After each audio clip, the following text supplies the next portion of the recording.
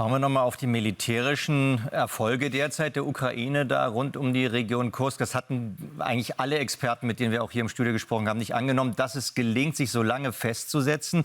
Warum läuft die Offensive so viel besser als angenommen? Wir haben ja auch aktuelle Zahlen und Daten jetzt auch von Präsident Selenskyj bekommen.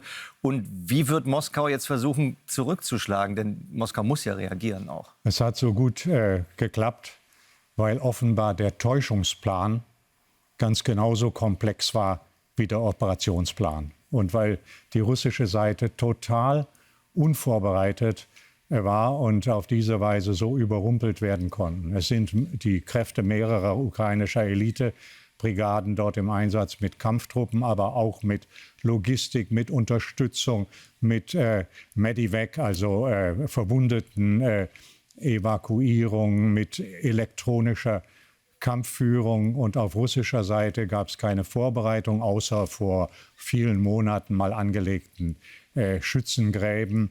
Und es gibt auch keine operativen Reserven. Und das, was man als Seiteneffekt gehofft hat, dass die Russen aus dem Donbass Kräfte abziehen würden, das wollen sie im Augenblick offenbar nicht tun. Das bleibt der Schwerpunkt. Der Druck sehr hoch. Das bleibt der Schwerpunkt und langsam rücken sie weiter vor. Und deshalb müssten wir auch dort oben mit Waffen und Systemen und gepanzerten Gefechtsfahrzeugen und vor allen Dingen Artilleriemunition viel mehr tun, damit diese tolle Panzerhaubitze 2000 wirklich richtig zum Einsatz kommt. Die kann innerhalb kürzester Zeit eine hohe Kadenz von Munition verschießen, aber so wenig Munition wie nur da ist, da schießen sie am Tag 2 oder 3 Schuss. Da könnten wir da oben viel mehr tun, um dort das ukrainische Momentum auch wieder in die andere Richtung zu verschieben. Aber eins muss ich noch dazu sagen. Für mich kristallisiert sich als Hauptzweck der Kursk-Operation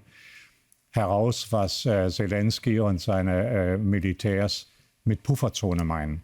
Also das Ausschalten der Abschussvorrichtungen, der Flugplätze, der Flugzeuge mit den scheußlichen Gleitbomben, der Bereitstellungsräume.